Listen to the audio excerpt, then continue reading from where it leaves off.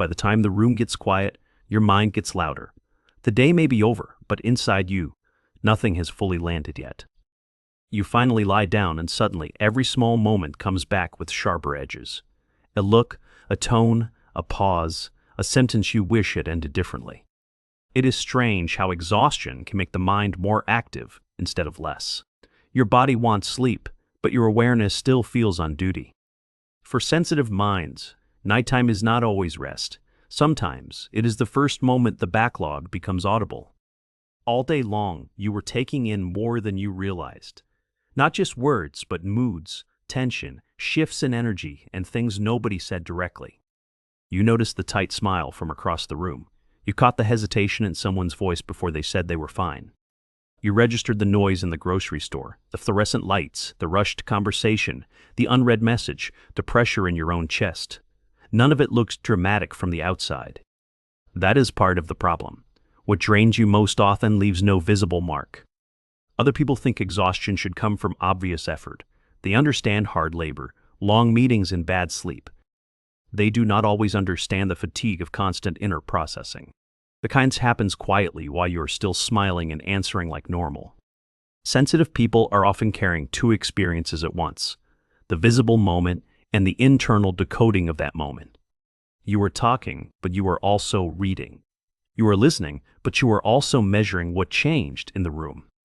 That double awareness can make you seem calm. It can also make you incredibly tired. Because nighttime removes distraction, it also removes your cover. The mind finally has enough silence to show you everything it postponed. So the replay begins, not because you were dramatic, but because your system never got to finish processing in real time.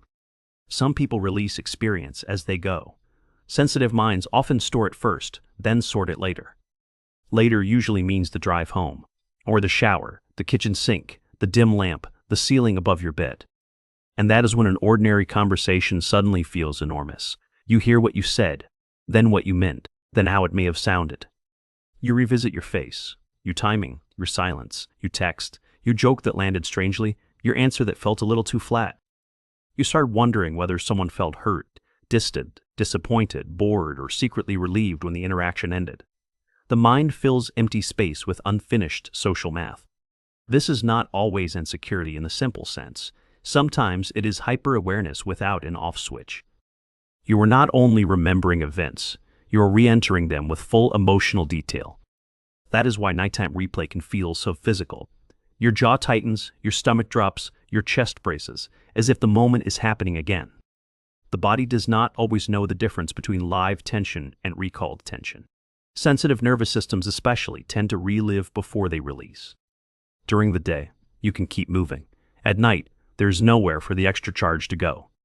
So it circles. Around the same comment, the same expression, the same tiny social moment that other people forgot 3 hours ago. And what hurts most is how small it can seem. You can lose sleep over something nobody else would even remember. A slight change in somebody's reply can stay with you. A cooler tone can echo far longer than the actual conversation lasted. Because your mind does not treat human moments as disposable. It tags them, opens them, and tries to understand them completely. Dead depth can be beautiful in love, art, and insight. It can be brutal at 1014 a.m., especially if you spent the day being composed. Sensitive people often look most regulated when they are actually busiest inside. You may come across as easygoing, thoughtful, or quiet. Meanwhile, your inner world is sorting 10 emotional threads at once. You are noticing what people need. You are noticing what they avoid. You are noticing what you should have said, what you should not have said, and what the silence between two sentences might have meant. That kind of awareness is not light. It creates a hidden form of labor, one that rarely gets counted because it happens behind your face. That is why you can come home from a short lunch, a family visit, or a casual errand feeling oddly depleted. The event was small, but the intake was not. Sometimes the exhaustion does not even hit right away. Sensitive systems often have delayed fatigue. In the moment, you can function beautifully. You stay attentive, warm, present, and socially capable. Then hours later, your brain feels crowded. Your body grows heavy, and the replay starts opening drawers you forgot were even there. This delayed exhaustion confuses people. It can confuse you too. You wonder why a normal day feels like emotional jet lag, why a simple interaction lingers like it had emotional weight far beyond its size. But size is not the point. Impact is. Sensitive minds are affected by intensity, contradiction, emotional ambiguity, and unfinished signals. A moment can be brief and still leave residue, especially when you are the kind of person who picks up what others leak. Not because you want to, but because your system notices before you choose. You can walk into a room and feel that something is off. Nobody says it, but your body already knows. A friend says they are okay, yet their energy presses against you all evening. You smile, keep talking, and only later realize you never fully relaxed once. That is another reason night becomes so noisy. You are not just replaying your own emotions. You are often untangling what belonged to you and what belonged to everybody else. The irritation you absorbed, the sadness you sat near, the tension you carried home without meaning to. Sensitive people do this constantly. They leave conversations with more than they brought in. Not because they are weak, because their boundaries are often emotional before they are verbal. Your body can register another person long before your mind names what is happening. By the time you understand the impact, the day is already over. Then the night shift begins, the part of you that tries to make sense of everything the daylight rushed past. This is why quiet does not always feel peaceful at first. Silence can become a spotlight. When there is no new input, old input starts speaking. The brain finally has room to review what the heart kept carrying. And sometimes it is not even about one big event. It is about accumulation. 5 small interactions, 3 background worries, 1 disappointing tone, a crowded store, a bright screen, too much noise, and no real recovery. That can be enough. Sensitive exhaustion is often built from fragments, tiny pieces that would be manageable alone, but not all stacked together. You might look at your day and see nothing unusual, yet your nervous system experienced 100 little demands. You are responding, adjusting, and staying aware. You are keeping the peace while trying not to miss anything important. That constant adjusting creates inner friction, and friction rarely shows up while you are still moving. It shows up when you stop, when the dishes are done, the lights are low, and there is no one left to perform steadiness for. That is when many sensitive people finally exhale. It is also when they finally feel how tired they really are. Sometimes the replay is not even about regret. It is about unfinished activation. Your mind returns to the day because your system never reached a full sense of done. The conversation ended, but your body did not get the memo. This happens a lot when you leave interactions that required self-monitoring. Social moments where you stayed pleasant but never fully natural. Maybe you watched your words too closely. Maybe you stayed slightly alert the whole time. Maybe you were reading the room so constantly that you never got to actually rest inside it. That kind of self-awareness is expensive. People often assume rest begins when stimulation ends. For sensitive minds, recovery usually starts later. First, the input stops. Then the processing begins. Then, if you are lucky, the release comes after that. That gap matters. It is why you can be tired all day and still struggle to fall asleep. Your body is in bed, but your mind is still doing emotional paperwork. Not because you enjoy overthinking, but because your system hates leaving experience unresolved.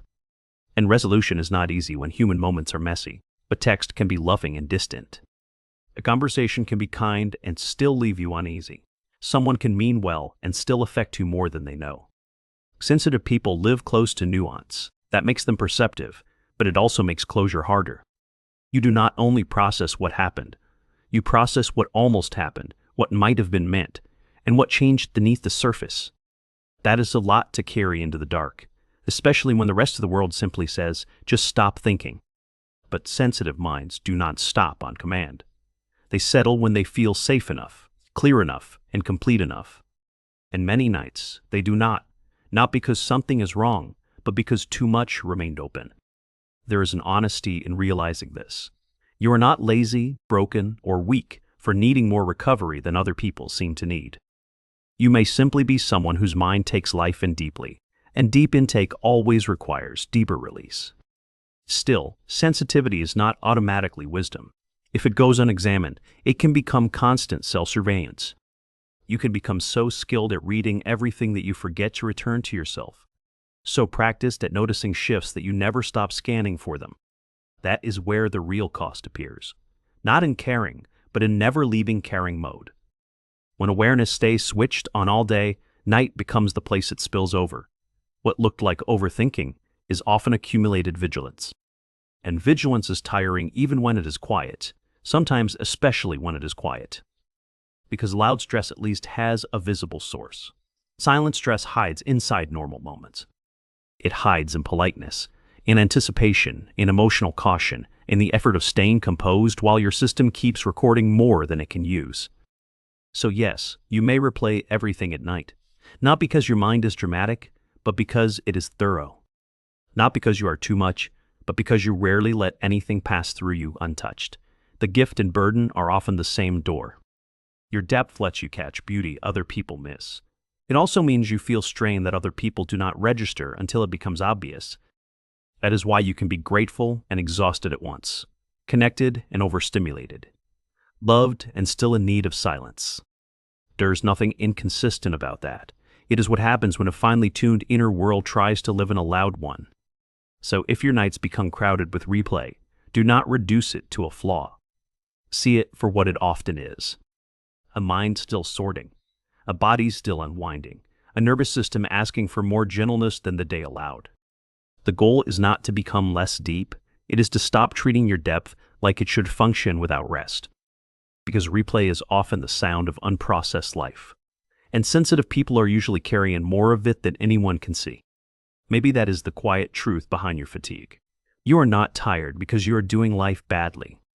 You are tired because you are experiencing it fully, and at night your mind finally reveals the price of that.